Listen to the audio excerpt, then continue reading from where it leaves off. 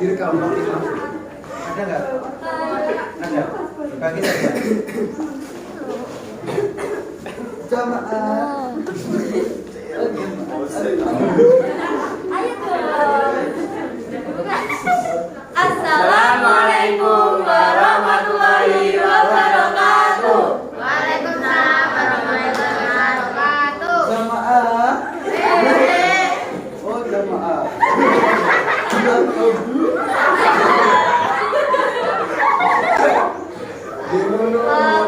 Perkenalkan, nama saya Alicia Safina Damayanta Putri. Saya Dwi Farihatun Nursayanti. Saya Aprilia Putri Verisa Karau. Saya Bintang Dharma Putri.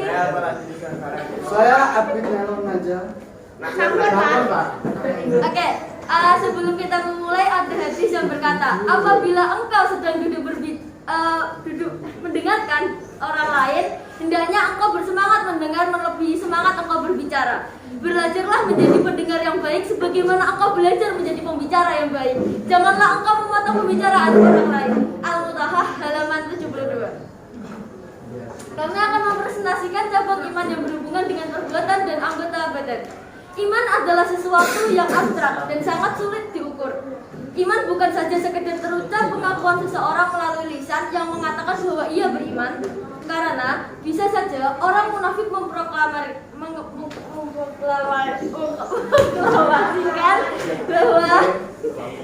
bahwa ia beriman, karena namun hatinya mengingkari apa yang ia katakan. Iman juga bukan sebatas pengetahuan tentang makna dan hakikat keimanan itu sendiri. Sebab tidak sedikit orang yang mampu memahami hakikat iman namun ia mengingkarinya. Iman bukan sekedar amalan yang secara lahir liah menunjukkan kesan dan penampilan seolah-olah seorang itu beriman. Sebagaimana dijelaskan dalam Quran surat An-Nisa ayat 142 sebagai berikut. A'udzu billahi minasyaitonir rajim. Bismillahirrahmanirrahim. Allah. Innal munafiqina yukhadi'una Allah wa huwa khadi'uhum wa idza qamu ila sholati qamu kusala yura'una an-nasa wa la yadhkuruna Allah illa qalila. Yang artinya, sesungguhnya orang munafik itu hendak menipu Allah, tetapi Allah lah yang menipu mereka. Apabila mereka berdiri untuk salat, mereka lakukan dengan malas. Mereka bermaksud ria, ingin dipuji di hadapan manusia, dan mereka tidak mengingat Allah kecuali sedikit sekali. Sebaliknya, orang yang beriman akan selalu memandang bahwa ketetapan Allah Subhanahu wa Ta'ala adalah yang utama. Jika dihadapkan pada persoalan-persoalan real dalam kehidupan, tanpa berat hati, berpura-pura dan pamrih untuk mendapatkan kesan baik di hadapan manusia, maka ia menentukan pilihan yang mendahulukan ketauhidan di dalamnya. Dan di sini akan dijelaskan tentang 40 cabang iman dalam dimensi perbuatan tersebut.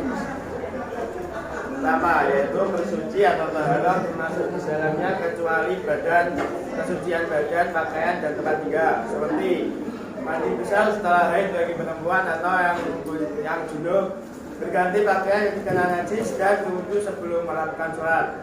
2. Menegakkan sholat baik salat fardu, salat sunnah maupun mengodok salat, seperti menjalankan salat tahajud pada malam hari dan menjalankan salat wajib 5 waktu.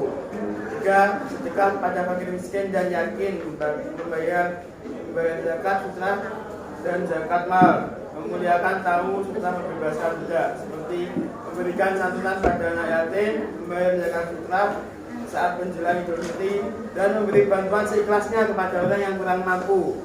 4. Menjalankan puasa wajib dan sunnah, seperti puasa di bulan Ramadan dan menjalankan puasa 6 hari di bulan Syawal. 5. Menjalankan haji bagi yang mampu, seperti mampu membayar biaya haji dan mampu melaksanakan haji secara fisik maupun secara kesehatan.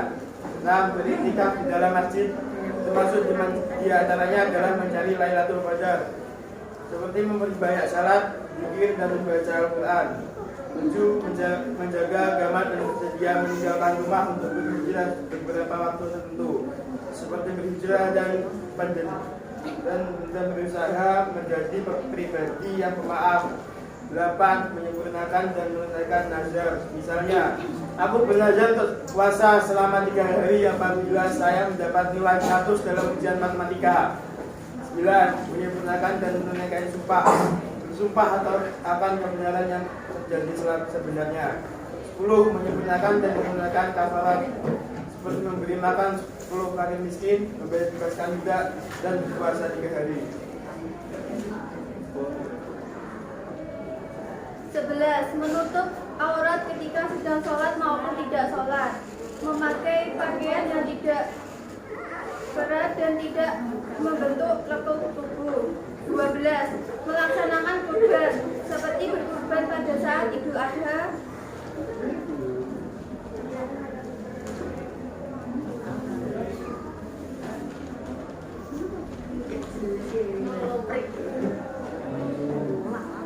13.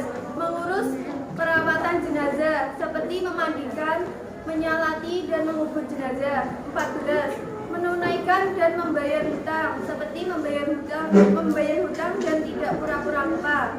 15. Meluruskan muamanah dan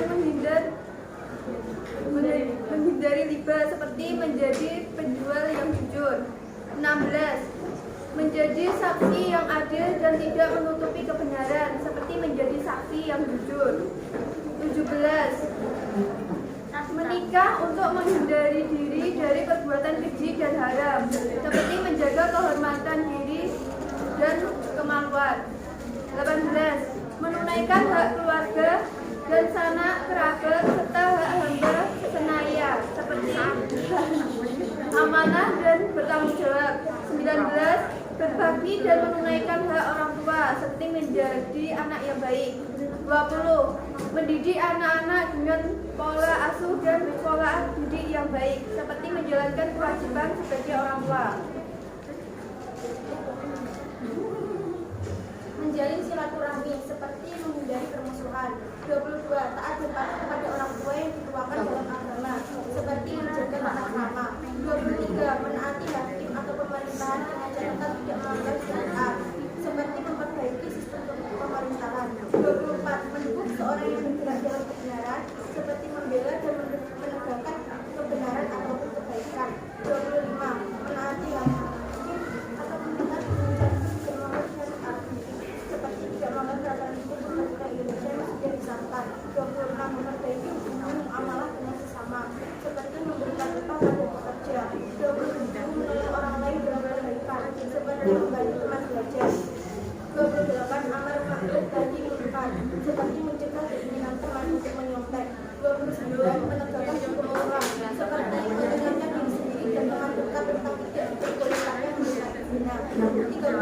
Berjihad mempertahankan wilayah perbatasan seperti resolusi jihad yang diuji Hashim Al-Hadi tanggal 10 November 1945. 31. Menunaikan amanah termasuk mengeluarkan seperlima harta rampasan negara seperti amanah dalam bentuk harta warisan. 32. Memberi dan membayar hutang seperti membalikan hutang kepada orang yang membelangi. 33. Memberikan hak tetangga dengan mempersiapkannya seperti memperlakukan tetangga dengan segenap bisa menghormati dan menghargai tetangga, membantu tetangga dengan mengalami kesulitan dan menyakiti perasaan orang lain.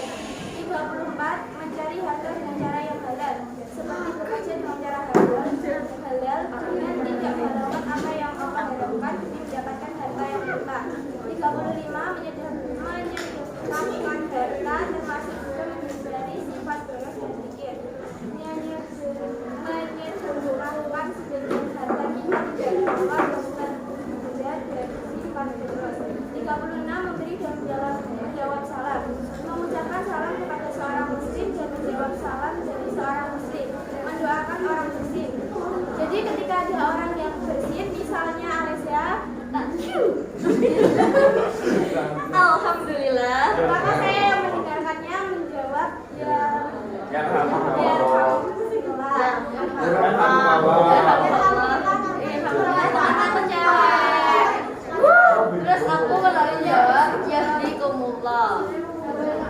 juga merupakan menghindari perbuatan yang merugikan dan membesarkan orang lain, seperti tidak melakukan perbuatan yang merugikan orang lain, seperti hasad, dendam, gibah, dan fitnah.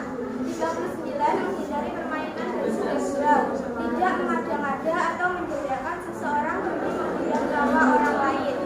40. Menyingkirkan benda-benda yang mengganggu jalan, seperti menyingkirkan benda-benda tajam yang dapat membahayakan pengguna jalan. Enggak, mungkin ada yang ditanyakan? Lambah kaketok. Saya akan bertanya. Ya. Apa maksud dari menipu Allah dalam Quran surah An-Nisa? Jadi pendapatmu sendiri. Dari pendapat kalian sendiri. Dari pendapat kalian sendiri.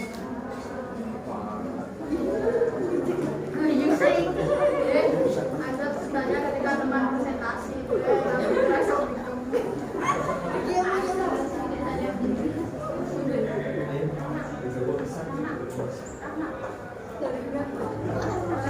Tidak menipu Allah.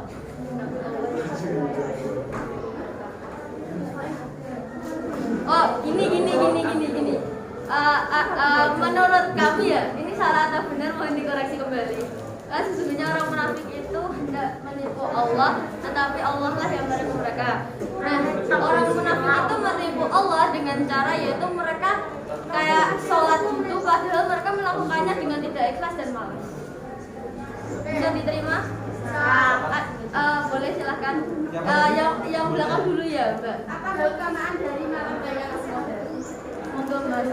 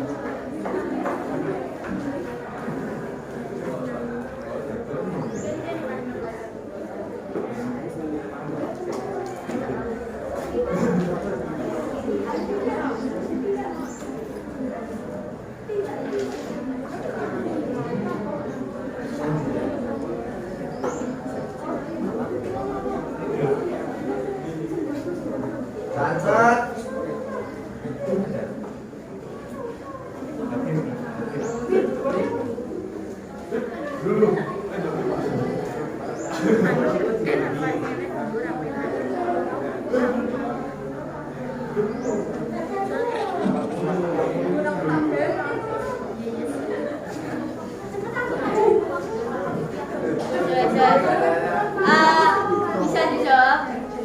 Malam Lailatul Qadar itu adalah malam yang mustajab, malam yang lebih baik dan lebih berat. Jadi yang dimana di malam itu adalah waktu yang jaga mustajab untuk berdoa dan ketika kita berdoa itu insya Allah akan dikabulkan di malam itu. Kapan terjadi malam Lailatul Qadar itu? tanggal 17 Ramadan. 17 Ramadan. Ada lagi ya Mbak Viva, monggo Mbak. Tolong bacakan dan berikan contoh dari berikan contoh dari menegakkan hukum Islam. Menegakkan hukum Islam.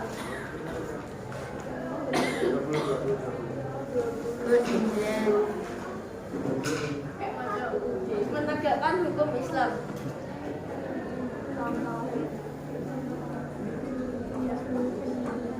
Menegakkan hukum Islam di sini kita mengambil contoh yaitu mengingatkan diri sendiri dan teman dekat tentang tidak diperbolehkannya mendekati zina.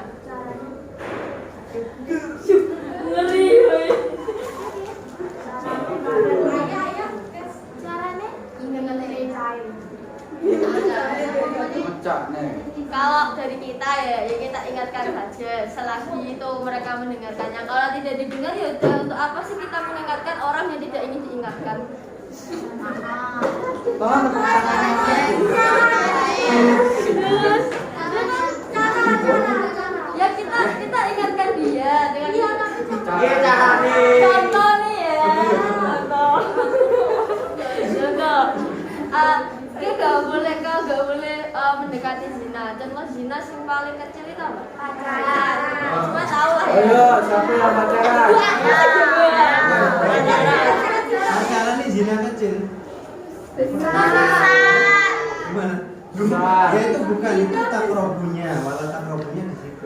Tapi lagi disebut zina kecil itu berkaitan dengan maksiate motor. Cuci mata. Sama jawabannya pacaran dong. Terus ya.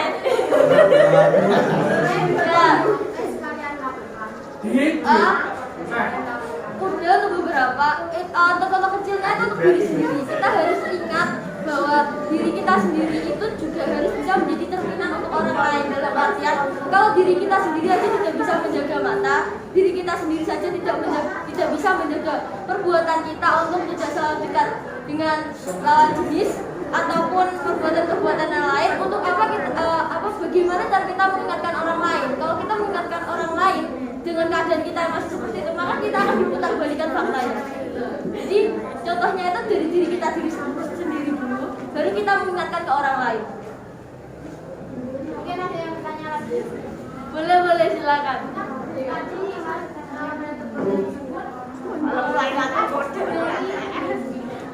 Jadi Lara kan sudah bertanya keutamaan. Nah terus ada malam Lara keutamaan tersebut peristiwa apa sih yang terjadi?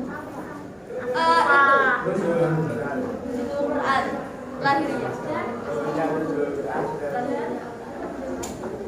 Bila properti pakai ngerti jawabannya. Ayo muni bintang berapa?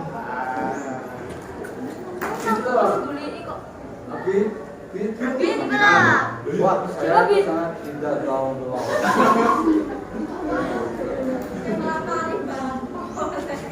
Dia bangkul dia. Berdoa.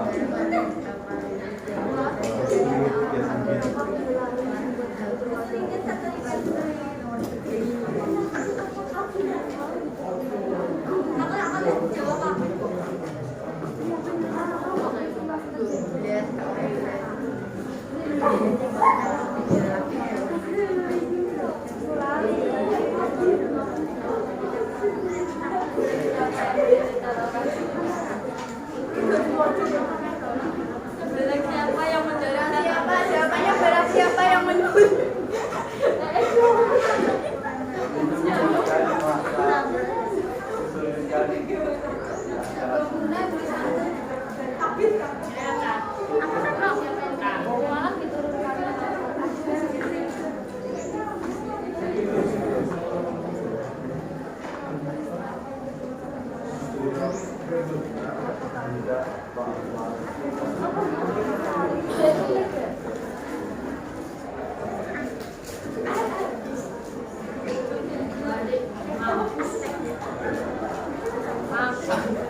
Terlalu nih.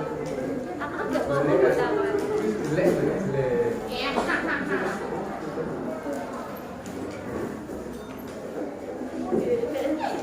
Tidak ada kawan.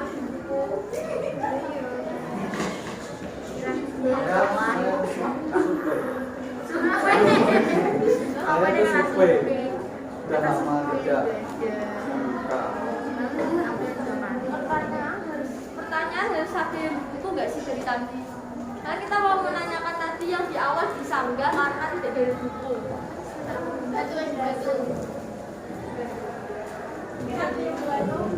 Iya toh. Selain dari tadi kan bilangnya ada lebih dari satu kan, dari malam diturunkannya Al-Quran, ya kan, sama yang satunya lagi itu kita lupa. Kita udah pernah diajarin tapi kita lupa.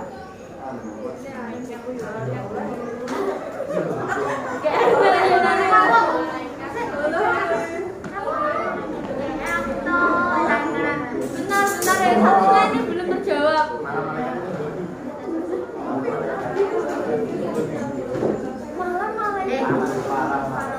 Para malaikat itu Bali. Makasih Afif. Menang-menang aku ya soalnya. Menurutnya Abi, apakah arus nahi munkar itu seperti apa? Menurut Abi ya. Menurut Abi. Apakah arus nahi munkar itu seperti apa? Nomor 2/8. Saya akan menjawab kepada Mbak Agus.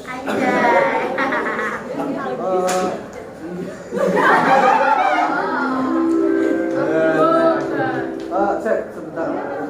Cara mencegah keinginan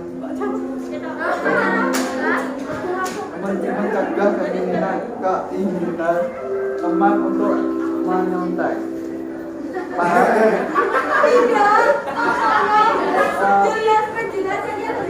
Seperti menegakkan kebenaran.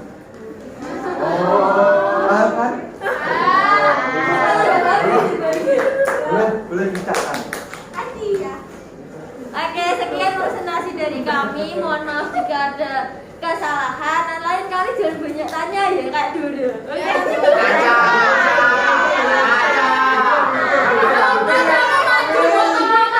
Ya, terima kasih dari kami. Wassalamualaikum warahmatullahi wabarakatuh.